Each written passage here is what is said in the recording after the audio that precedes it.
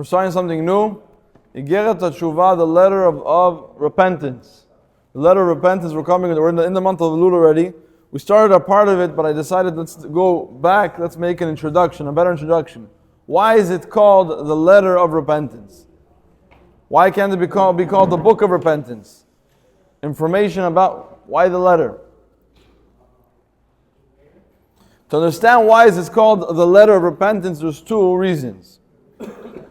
The first one is brought by Rabbi Yosef Yitzchak Shneerson. It's brought by and he says like this: Sefer Mahuto hu kavua v'nitzchi. A book that's written after you send it to print. That's it. Everyone gets printed out. Everyone gets it. That's as is.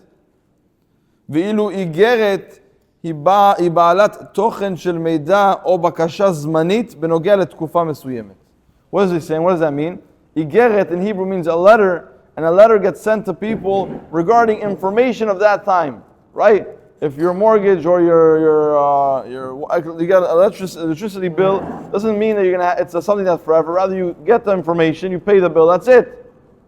That's what a letter is. You get information. This person wants to tell you hello. Just want to tell you hello every single day. It's not a book that you learn information from it. Now, and it moves on to another thing. And through that it's called Igeret, a letter, it has a message for each and every one of us for much longer. That means every single time we open the book of the letter of repentance, Igeret HaTshuvah, it has to have information and something new to me. It doesn't stay the same.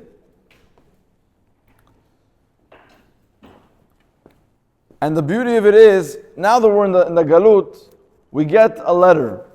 People that are far away. Well, who gets letters? You don't send a letter to your neighbor, next door neighbor. You send a letter to someone that's further than you, someone far. What's the idea of Igeret HaTshuvah?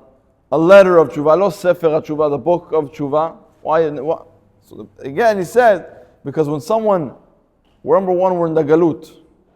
And we're near in the Galut, we're in exile, we're far away from the true source, where we don't know what's the truth. And we think we know what's the truth, and we're running after things, and we don't know if we're running after the right things. And the letter is waking us up to go back, return to God. And the second thing is, that it has the same information, but it tells us a different message. There's someone that did an Averah, he disconnects and goes somewhere far away. And when he's far away from the Kadosh Baruch Hu, when he's far away from God, he needs this letter to approach him any place in life to pull him back, to wake him up and tell him, Abba's waiting for you. Your father's waiting for you. That's one of the two beautiful explanations that we can learn Akdama to the Igeret HaTshuvah. Now we're going to go on it. We're going to read it. We're going to do it again. Then like we did last time. Just to catch up, to get the flow. We shouldn't start from the middle. ישנם שלוש סוגים של עבירות. There's three types of sins. Now the difference over here, we're going to speak about two of them, then we're going to move on. So we're going to talk about the two of them a little faster because we've spoken about them already. עבירה על מצוות עשה. Someone that does a sin on mitzvot aseh. Let's say he misses Kriyat Shema. So if he has tshuva, we're going to see soon what's more details. If the second he has tshuva, he wants to return to God, it's cleared. That's it, cleared. בעבירה על מצוות לא תעשה, when someone does something that's isur, bishur basar b'chalav chas v'shalom, meat and dairy, or anything like that, stuff that are lo ta'aseh, what happens? Tshuva tola v'yom kippurim mashlim et hakapara.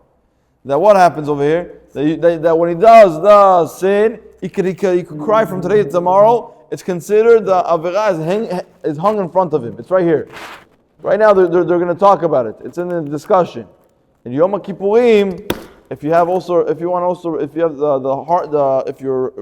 coming to and praying on Yom Kippurim in order to get the kapara, in Yom Kippurim that sin is going to be erased. It's going to be forgiven. Now, regarding the third avirah, we're going to talk about later. Now, there's a couple things that he brings regarding והנה מה שכתוב בברייתא שעובר על מצוות עשה כפרתו קלה מהעובר על מצוות לא תעשה.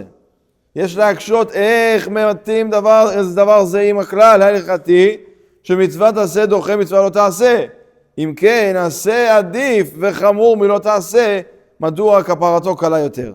It says in the Gemara, in the Braita, if someone does a sin, if someone transgresses over a mitzvot aseh, his kapara is kal, it's very easy. All you have to do is to tshuva, tati, aviti, I want to go back to you, Kadosh Baruch Hu, and it's good. But someone that does an isur lo ta'aseh, a sin that's isur that God tells you not to do, and someone does it, well, for that, it's much more severe. The question comes, aseh velo ta'aseh, aseh doche et lo ta'aseh. That we have, there's an halachic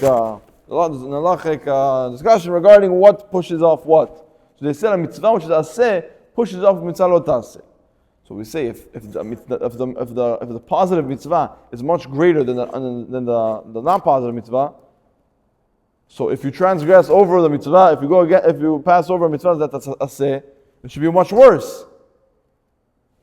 And he continues on, and this is how he explains: שיש חילוקים בין קיום מצוות מלכתחילה ובין תשובה על אי קיומם. There's a difference between not doing a mitzvah, that means doing a mitzvah, and not doing them lechatchila.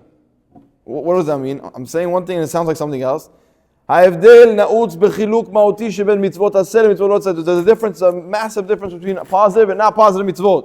כאשר אדם מקיים מצוות עשה, when someone does mitzvot which are עשה, which are positive mitzvot, קריאת שמע, הוא עושה פעולה חיובית וממשיך אור אלוקי בעולמות העליונים ועל נפשו. The second someone does it, you say Shema Yisrael in the right time, in that moment, a light in your pipes, you're going to get alive, more koach, more energy, spiritual. But, מה שאין כן על ידי קיום מצוות לא תעשה. When someone does a mitzvah that's a lot of and his soul, something that's not allowed, it's not like there's no light coming down. There's no light supposed to come down. Soon we're going to see that if someone misses Kriyat Shema, there's a light that was supposed to come down to this world and it's not coming down.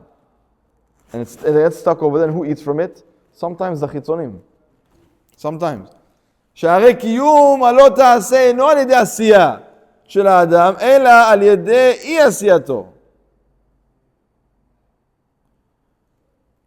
ותכונו של מצוות הלא תעשה הוא מניעה למנוע את התפשטות הרע בעולם ומנפש האדם. And the idea of not doing an action. There's a mitzvah, there's a bad deed that can be done by you, and someone does it, and doesn't sit back and hold himself back. You put your hand and you become one with you're helping Messiah Lara. You're helping out the evil to do its work, to scatter evil and evilness all over this world. ומאידך כאשר יהודי נכשל חס ושלום בעבר על המצוות לא תעשה, הוא קישר את עצמו לרע שבעבירה על ידי כך שפגם בנפשו האלוקית ומקורה למעלה. The second someone does an עבירה, he basically takes the rope that he has in his soul, imagine the parable, and he takes the עבירה and he ties himself to the עבירה. לא על העבירה, he ties himself to the evil, to the bad. And your idea of doing kapara, on לא תעשה, is you are trying to disconnect. First, you're trying, let's say you get a stain of on your shirt. You first clean the fall avocado on your shirt. You first clean off the lichluch, the main dirt. Then after, when you have tefillah, after in Yom Kippurim you go, you're broken. I did something wrong. You know you did something wrong. You're asking Kadosh Baruch Hu, I'm broken for this.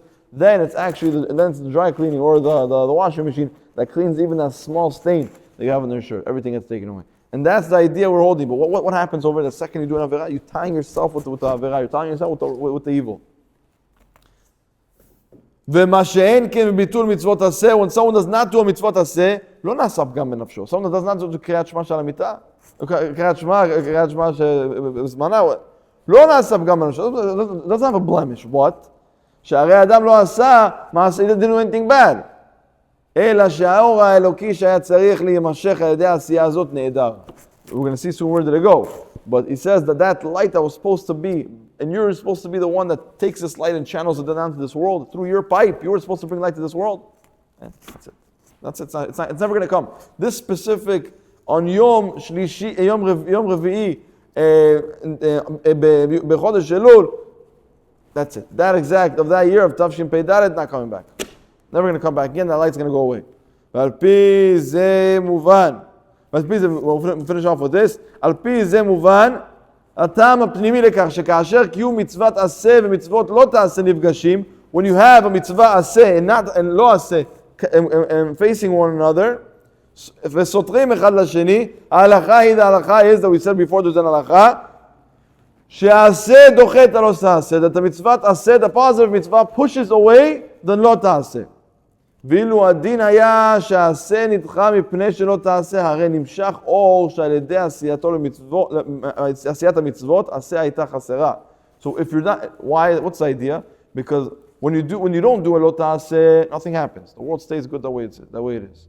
But when you do a positive mitzvah, the world adds with light. The world gets, we make the world a better place. So the same idea ties in with you. When you stop in that moment and understand, when you have between you have a fork, or the mitzvah taseh, the positive mitzvah, or the lo taseh, what should be done? First, go on the aseh, 100% to go on. What's that? Because you're bringing and making this world a better place. And with Hashem, we'll continue off tomorrow from here.